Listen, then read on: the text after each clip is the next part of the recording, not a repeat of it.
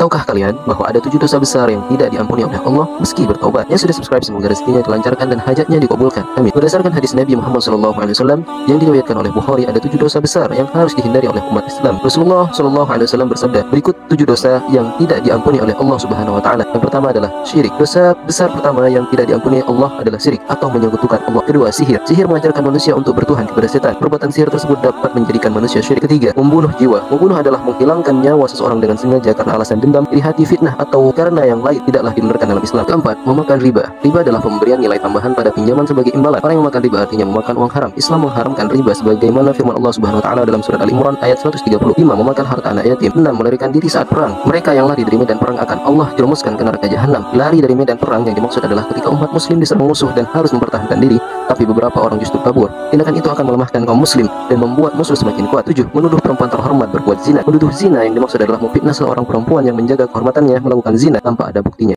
Tahukah kalian bahwasanya ada 7 nama neraka yang tercatat dalam Al-Quran? Yang sudah subscribe semoga rezekinya dilancarkan dan hajatnya dikabulkan. Amin. Disebutkan dalam Al-Quran bahwasanya ada 7 nama neraka yang kelak dihuni orang-orang yang zalim. Neraka adalah seburuk-buruknya tempat kembali. Berikut adalah nama-nama neraka yang disebutkan dalam Al-Quran. Yang pertama yaitu neraka Hawiyah. Neraka Hawiyah diperuntukkan bagi orang-orang yang ringan timbangan amalnya, yakni mereka yang selama hidupnya dunia mengerjakan perintah Allah sekaligus mengerjakan larangannya. Kedua, neraka Jahim. Neraka Jahim adalah tempat yang disiapkan bagi orang yang musyrik atau orang yang menyekutukan Allah. Ketiga, neraka Saqar. Neraka Saqar adalah tempat bagi orang-orang yang tidak pernah sholat. Keempat, neraka Ladha. Neraka Ladha diisi orang-orang yang semasa hidupnya mengikuti ajakan dan rayuan setan serta mengumpulkan harta tanpa membayar zakat. Kelima, neraka Hutamah. Neraka Hutamah adalah tempat bagi orang-orang yang senang bergunjing. 6, neraka Sa'ir. Neraka Sa'ir adalah tempat kembalinya orang-orang kafir dan orang-orang yang memakan harta anak yatim. 7, neraka Jahannam diperuntukkan bagi orang-orang yang munafik, kafir, durhaka atau secara umum mengabaikan perintah dan larangannya. Tahukah kalian bahwa ada 10 anggota badan yang akan menjadi saksi di akhirat nanti? Yang sudah subscribe semoga rezekinya dilancarkan dan hajatnya dikabulkan. Amin. Anggota tubuh akan menjadi saksi tentang perbuatan-perbuatan manusia pada hari pembalasan, sehingga orang-orang itu memperoleh ganjaran setimpal dari amal-amalnya yang luput dari hukum dunia.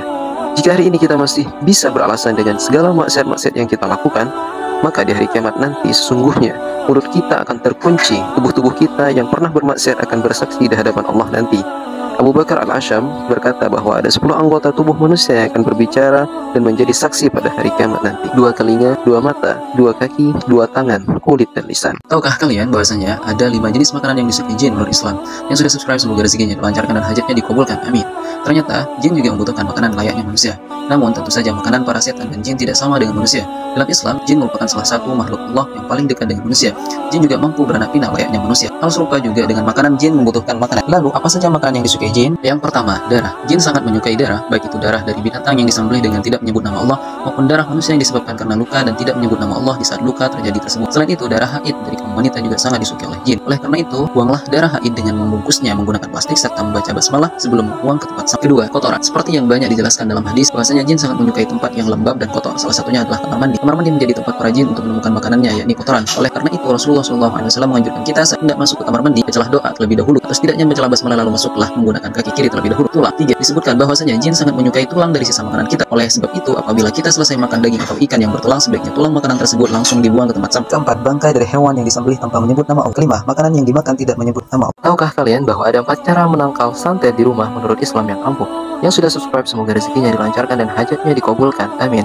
Santet atau yang dikenal dengan istilah sihir dalam Islam dapat menyerang siapa saja dan kapan saja, termasuk di rumah.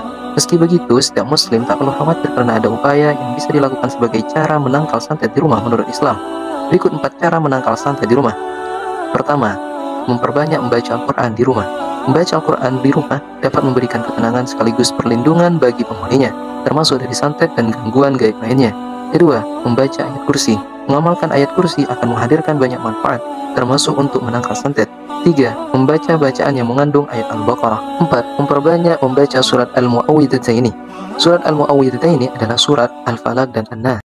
Tahukah kalian bahwa ada 6 bagian tubuh manusia yang jadi tempat favorit golongan jin? Yang sudah subscribe semoga masuk surga. Jin yang tak kasat mata namun ternyata suka berdiam di beberapa bagian tubuh manusia. Sedikitnya ada 6 bagian tubuh manusia yang menjadi sarang favorit bagi golongan jin. Oleh sebab itu, Islam mengajarkan agar rutin membersihkan 6 bagian tubuh itu agar tidak ditempati jin. Pertama, lubang mulut manusia. Jin dapat dengan mudah masuk melalui lubang mulut saat manusia sedang menguap. Agar terhindar dari itu, Rasulullah menganjurkan agar menutup mulut saat menguap. Kedua, di balik kuku manusia. Kuku yang dibiarkan dalam keadaan kotor menjadi salah satu tempat favorit bagi jin. Karenanya, Islam menganjurkan agar memotong dan membersihkan kuku. Ketiga, lubang hidung manusia. Jin memanfaatkan saat manusia terlelap untuk masuk ke dalam hidung.